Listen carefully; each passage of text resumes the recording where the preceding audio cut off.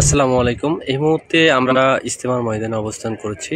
ইজতেমা 2025-এর প্রথম পর্ব এবং দ্বিতীয় পর্ব শেষ হওয়ার পরে কিন্তু পুরো মাঠে যে অবস্থা দেখতে পাচ্ছি আমরা, যে এখানে কিন্তু গত বলা যায় যে এক সপ্তাহ ইসলামিক যে খালি শুধুমাত্র আইন শৃঙ্খলা বাহিনীর রক্ষাকারী যে বাহিনীগুলো আছে, শুধু তারা এই ইজতেমা মাঠে অবস্থান করছেন।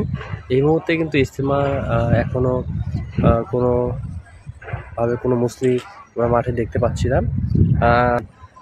যে সাতপন্থী অনুসারী যারা আছে তাদেরকে ইজতেমার যে মাঠ তাদেরকে বুঝিয়ে দেওয়া হবে।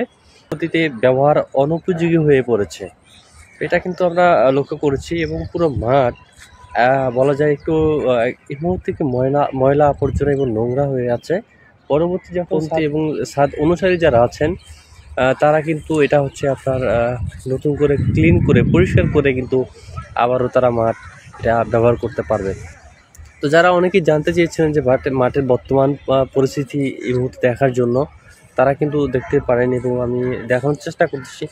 যতদূর চোখ যায় ততদূর কিন্তু আপনার সূরা নিজামের পক্ষ থেকে যে আপনার হচ্ছে সিসি ক্যামেরা ছিল আইন শৃঙ্খলা বাহিনীর, সেগুলো কিন্তু খুলে ফেলা হয়েছে। আমরা জানতে পেরেছি যে পরবর্তীতে এগুলো আবারও লাগানো হবে, কারণ যে কোনো টাইমে যে কোনো মুহূর্তে এগুলো চুরি হয়ে যেতে পারে।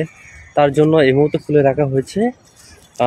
এবং পুরো মাঠ কিন্তু আইন শৃঙ্খলা বাহিনী তারা একটু তত্ত্বাবধানে আছে, ডিউটি অবস্থায় তারা দেখছেন বিষয়গুলো। তো আশা করছি খুব সুন্দর এবং সফলভাবে আগামী 14, 15, 16 ফেব্রুয়ারি সাত অনুসারী যারা আছেন তারাও এই ইজতেমা কমপ্লিট করতে পারবেন।